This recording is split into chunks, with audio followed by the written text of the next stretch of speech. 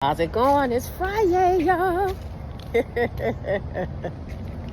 Just excited as always to come out and share my self-care journey with you and encourage you to do just the same. And also to share what I believe is always some good, valuable information as it pertains to things that female CEOs should consider doing or having, in their business as they go through this journey. Ways to help them keep that tenacity going, and of course, never to give up. This is Danette, Business Systems and Implementation Strategist, aka the Strategy Lady, as always, here to give you some great, good information as I get my walk in the morning. Yesterday I kind of shared with you all some of the 4 key things, or 4 core things that I believe female CEOs should have in their business. And just as a recap, I talked about making sure that your day-to-day operations are together, because that's extremely important.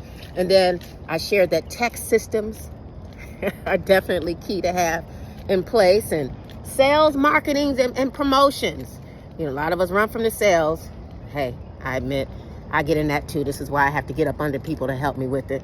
And then financial systems. So I thought maybe I'd come back today as I walk and share with you all some of the key things that I believe we should think about as we look at what actually our day-to-day operations really, really look like. The scheduling and all of that. So I truly believe that when it comes to some of our day-to-day scheduling, planning, and operations, that female CEOs should really consider prioritizing some stuff, right?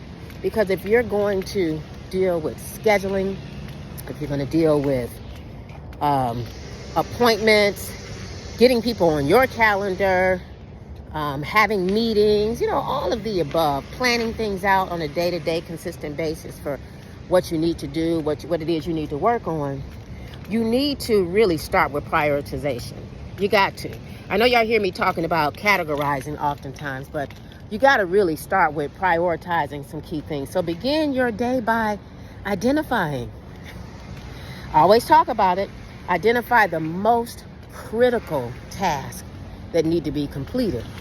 And when you do that, you consider also identifying your business activities. All of that is really truly going to help you. Good morning. How are you? Hey, precious. Identify those key things, those most critical things, so that way you know what it is you need to do, and you're not working on time wasters, right? Because you really don't want to get caught up in that. When you do this, it's truly going to help you time block better. I know you hear us talking about that often, right? Time block, or batch work, right? But when you time block, you can allocate specific times of things that you really want to get certain things done on, and think about those different activities that have to be done. So time blocking can deal with social media posts.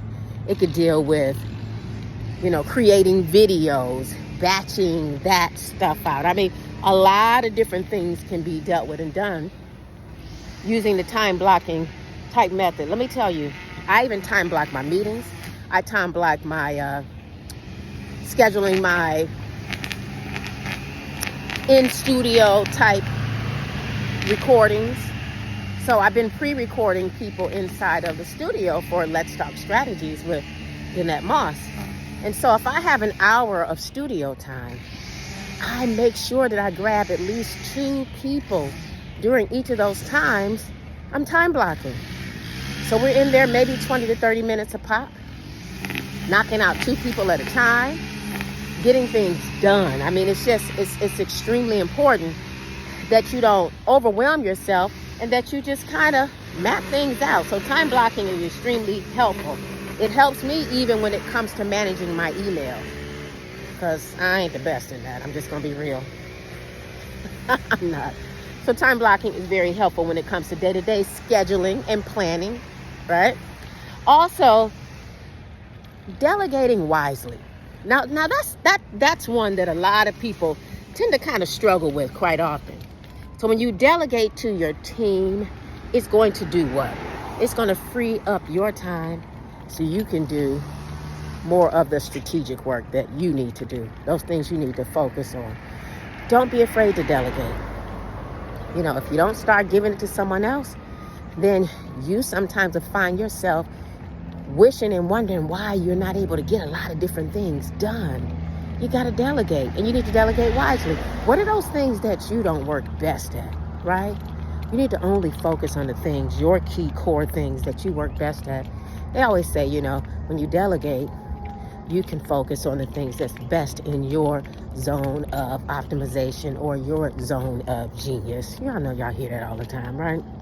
Okay. And then, of course, when it comes to day-to-day scheduling, come on. Scheduling self-care. This is why I start mine out with self-care. I have to. So I encourage you to consider putting you first, right? Make sure you're first in there.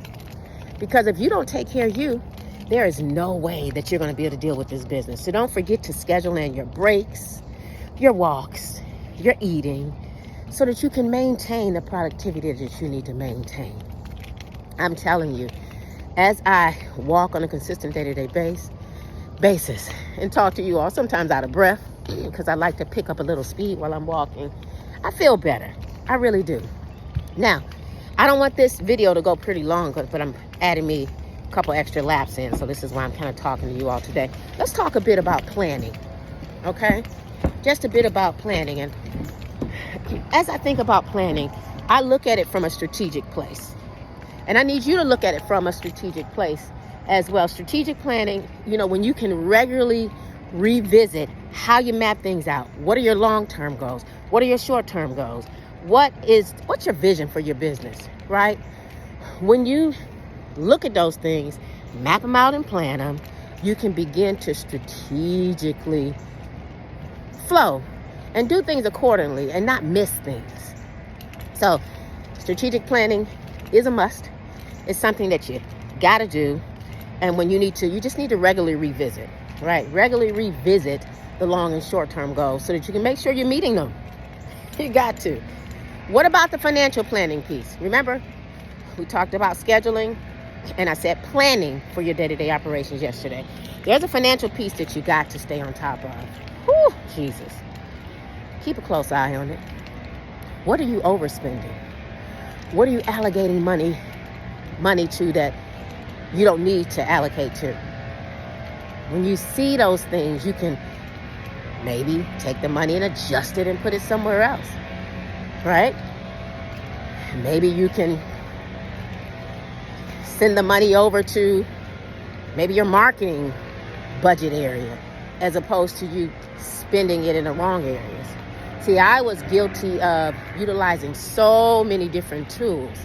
You know, we talked about tech systems, but you have to watch yourself. So this is why you have to pay attention to that piece. That's part of financial planning. I saw that I was spending a good $500 to $800 a month, and I couldn't figure out, one, how I was able to do it. And two, why was I doing this? Why was the struggle so real? It was because I was buying things that people said I needed, and I really wasn't using it. Now, there were tools that I did need, but they just didn't fit me. This is why I opt to use the all-in-one software. Now, I know a lot of people don't like that, right? A lot of people say there's no true all-in-one software. Yes and no.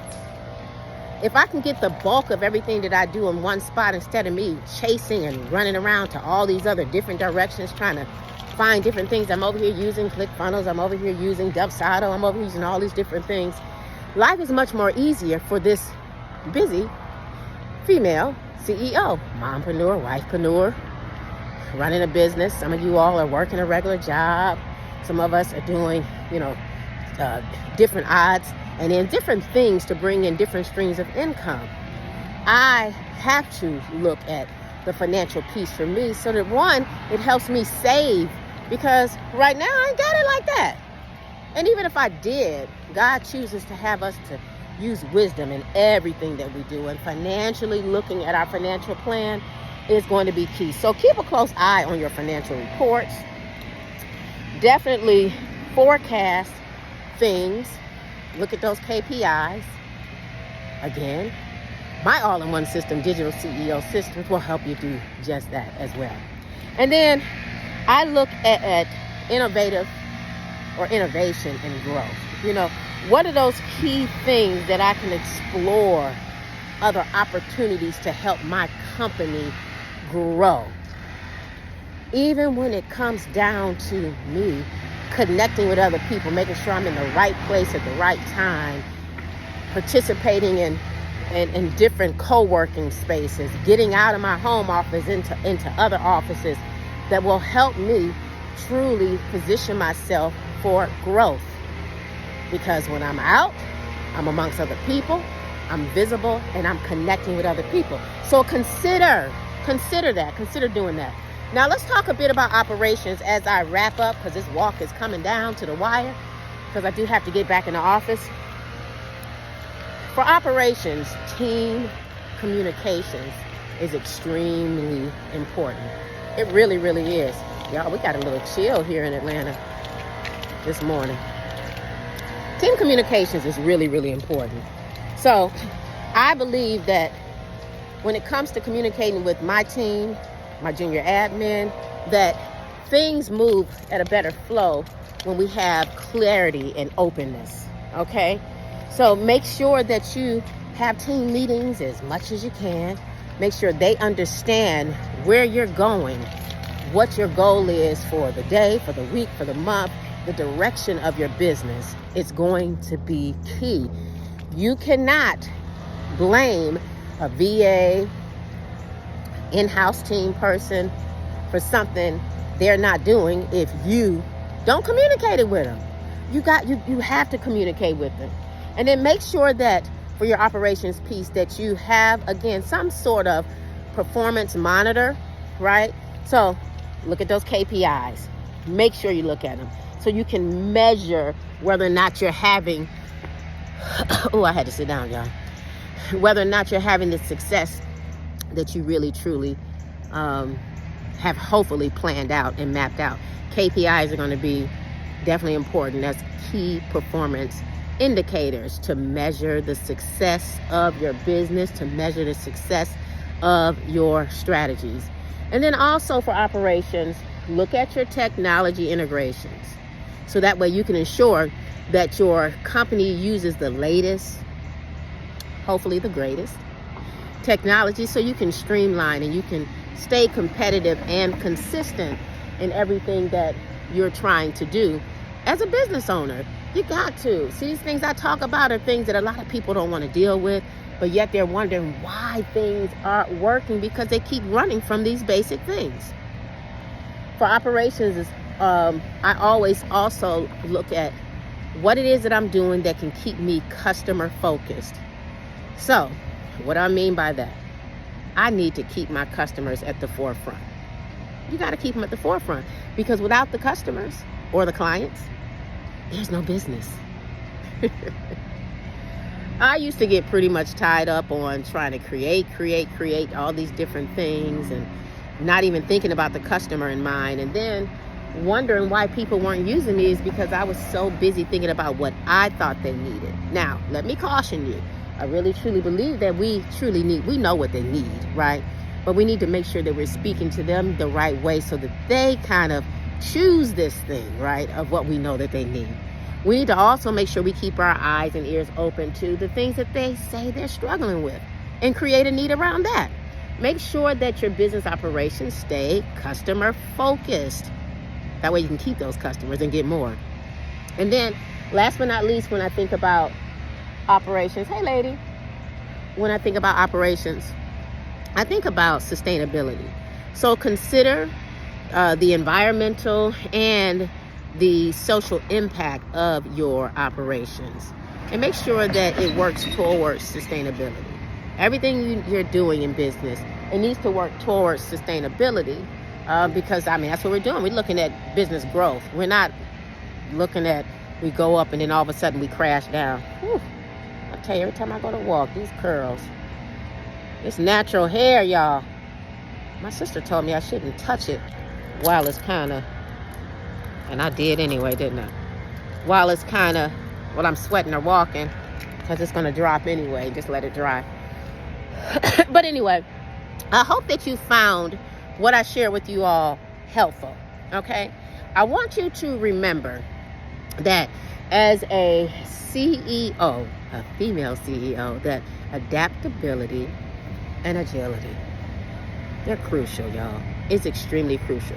So be ready to possibly pivot when necessary, and always seek some feedback from your team members or other people that are watching, and get them to give you the feedback so you can make better informed decisions as it pertains to your business. All right? This is Danette Moss, Business Systems and Implementation Strategist, aka the Strategy Lady, getting ready to get back in the office. Had you out here on my walk and thought I would share with you what I meant by that first core thing that we talked about yesterday, which was our day-to-day scheduling, planning, and operations. So I thought I would just extend this and speak to that. So I wanted to share that with you all and just kind of touch back on what I spoke about yesterday when I shared the 4 core things that I think every female CEO needs to focus on to have the success, because you're in business to be successful in her business. And that one was day-to-day operations that dealt with scheduling, planning, and all of the above. So I just kind of gave you some touch points a little while ago.